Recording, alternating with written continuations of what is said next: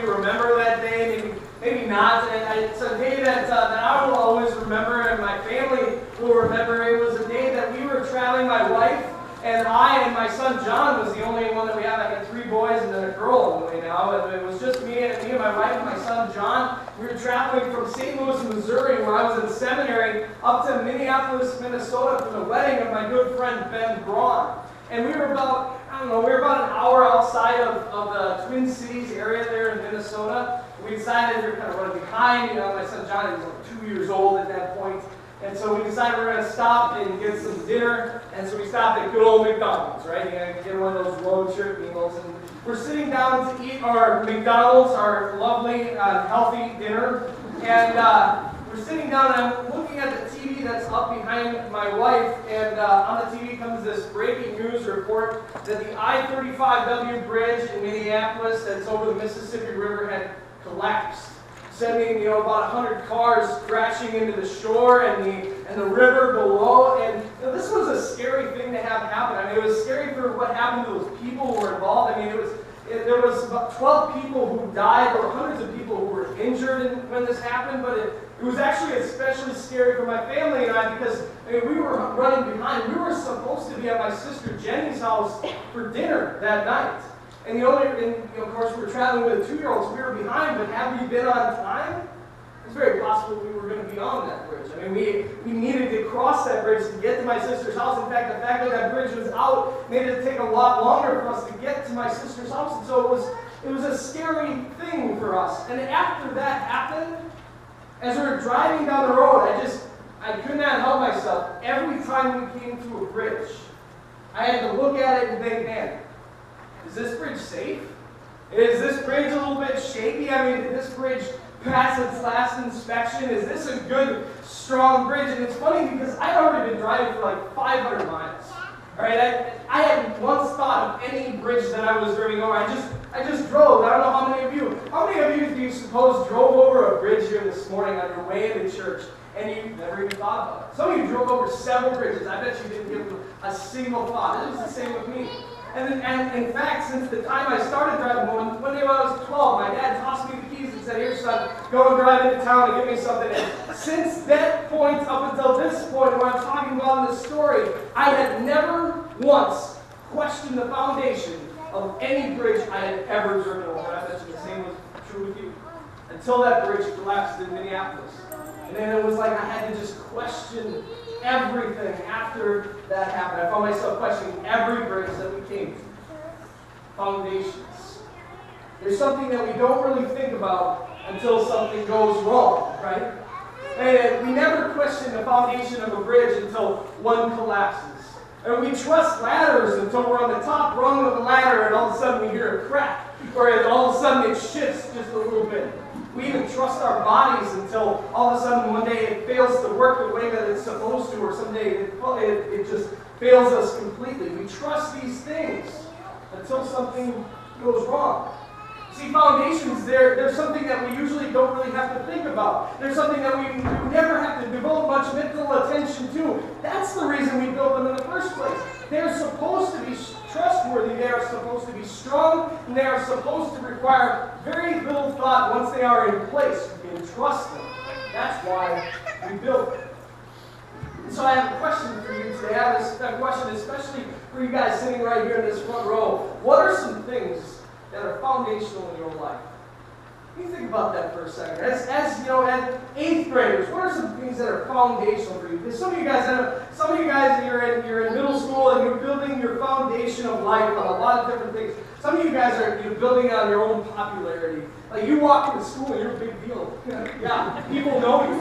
And so when you walk in, you have this popularity. You have friends everywhere. Everyone knows you. Everyone likes you. And so you have built your life on this foundation of popularity. I am one of the cool kids. Look at me.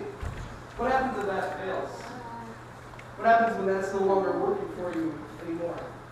For some of you, you built the foundation on your own ability. Some of you guys are really smart. Some of you guys are really good in school. You have nothing but straight A's. Or some of you have other, maybe even physical abilities. And you've got some basketball players and some athletes in here as well. Some of you guys are building on that foundation. What happens when that's not there anymore? What else do you have? What else are you building on? What happens when that foundation breaks on you and all of a sudden you're left feeling shaken? What happens then? Or for the rest of us here in this room, I mean, there are some of you out there who you have this foundation in your life of money. And you have a blessing of money in your life, and money has always been there for you. It's not something that you really have to think all that hard about. It's not something that you have to worry about all that much. You work hard, and the money is there, and you are taken care of, and it's always there for you. What happens when that's gone? Some of you have the blessing in your life of really strong families. You're well cared for, loved, and supported, and so you just always felt that this was a foundation in your life you never have to worry about. What happens if that breaks? What happens when you lose someone that you care for dearly, a member of your family? What happens when a member of your family decides that they don't want to be a part of this family anymore? They decide not to love you. What happens when that foundation breaks?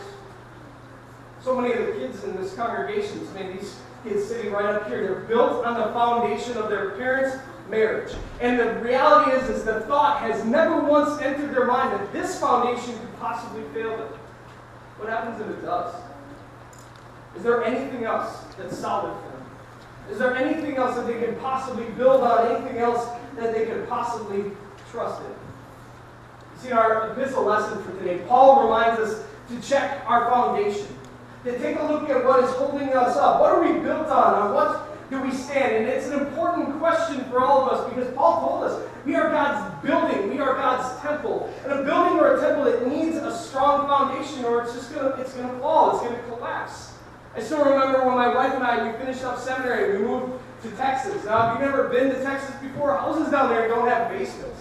And the ground down there is almost all clay. And so they're all foundations, just slab foundations that are slapped right onto the earth right there. And when my wife and I are down there shopping for houses, we come to this realization that engineering companies make millions of dollars repairing these foundations every year because they all heave and they all pitch and they all crack and they fall apart. And this foundation is the number one thing you've got to check when you're shopping for a house because it's a deal breaker. A house that has a bad foundation, regardless of how beautiful it is, it's just worthless. So my wife and I were first-time home buyers. We're walking from house to house and we come to this one house and it's just gorgeous. We're wondering, how is it possible that this house is even in our price range? And we go to open the front door and it opens like a quarter of the way and it jams against the floor. You got to shove your shoulder in it and you get the rest of the way open. You look at the walls, there's these huge cracks going down the wall. There's cracks in these floor tiles all over the place. And the bathroom used to be down the hall and to the right, but now it's down the hill and to the right. and when you got to walk into the living room and you take a step down into the living room, and that step was not part of the original design. It is not hard to just say, no, I think we're going to move on. I think we're going to take a look at another house. See, the beauty of a house doesn't come into play when the foundation is bad. The most beautiful house in the world can become worthless when the foundation fails to do what it's supposed to do, when the foundation crumbles. And it's the same with some people. You guys sitting here in the front row, some of the people that you know, maybe some of the people sitting behind you have the most beautiful faith. They're regular churchgoers. They give faithfully to church. They're always volunteering. And they're the people that maybe you want to be like when you grow up. But the problem with some people is that their faith is built on Tom. And who's Tom? And Tom's the one who invited them to church. Hey, Tom, he's the one who showed them exactly what a life of faith looks like. And as long as Tom believes, I too can believe because Tom has a strong foundation. Until one day Tom fails. Until one day Tom messes up. And then all of a sudden, the faith of that other person begins to crumble as well. When I was 15 years old, that's most of you know, that's when I became a Christian for the first time. And it was because of this kid who invited me to come to his church with him. And this kid was awesome. My best friend. He was a regular churchgoer. He was in church all the time, always volunteering, always doing stuff. He was the head of the youth board and all these different things. He was the guy that I could rely on, the guy I could build my faith on. Until one day, my best friend gets a job at Subway in North Branch, Minnesota. Little did he know that Subway in North Branch, Minnesota tends to sell a lot of drugs and sandwiches. And he fell into this world of drugs. His faith fell apart, and I started falling apart right along with him. So I needed to find something else. I needed to find someone else that was strong, somebody else that I could build on. So I met this guy in our congregation who was going through distance education to become a pastor. I thought, this is the guy. This is a guy that I can follow after, a guy that I can emulate, a guy that I can lean on. And this guy, he actually did succeed in becoming a pastor. He went to seminary for a year, and then he moved down to Florida. He and his wife, they moved to seminary together, and then he and his wife, he took this call in Florida. They moved to Florida, and his girlfriend followed him. You see how this might be a problem. This whole thing blows up on him in Florida. He lost his faith. His faith began to crumble, and I started crumbling right along with him. I mean, if I couldn't trust in a guy like that, what can I trust in? If I can't build on somebody strong like that, what can I build on? I went into church one day. And there wasn't any life-changing song being played. There wasn't any electrifying sermon being given. It was just the same message that I'd heard so many times before. Jesus Christ dying for my sins, paying the price for the things that I have done wrong, and calling me his child. That's the foundation I want to lay for you guys. In fact, that's the only foundation I ever want to lay for you. That's the foundation that this entire congregation comes together to lay for you, because honestly, everything else will fail. That's why we talk about Jesus week in and week out, year after year, day after day. We talk about Jesus all the time because we want you to have that firm and solid foundation. Everything else will fail you. I, Pastor DJ, will fail you. Don't build your faith on me. Don't build your faith on any of these people behind you. Don't build your faith on your family. Don't build your faith on money. Don't build your faith on your popularity or your ability. Don't build your faith on anything other than Jesus Christ. Because he is the only thing that will never, ever fail you.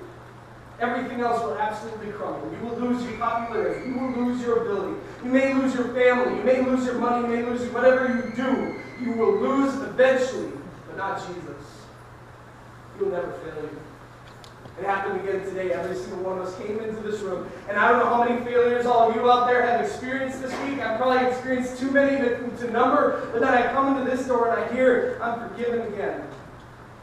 I come to this table and I receive body and blood again, him telling me that I'm forgiven, him giving me his grace over and over and over again. He has never once failed me. Everything else may have. He never will. That's the foundation I want to lay for all of you.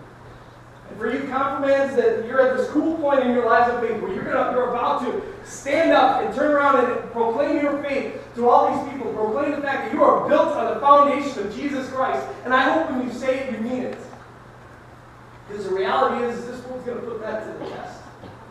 And you're going to go off in this place, and this world is going to throw everything at you that it can. You're going to go off in this place, and there's going to be any number of things that this world says, hey, build on this, hey, trust in this. And honestly, I hope this world does exactly that. I hope this world puts you to the test. I hope this world shakes you. I hope this world rattles you, because in that day, we'll find out what you're made of. On that day, we'll find out what you're built on. On that day, we'll find out exactly how strong you are because of what Jesus Christ has done, and because you are built on him. That's why I say to you today, check your foundation. Say with Paul, check your foundation. What are you built on? You are God's building. You are God's temple. What is holding you up? Because if it's anything other than Jesus Christ, it will fail. But if Jesus Christ is your foundation, you, my brother, you, my sister, you will stand forever. Amen.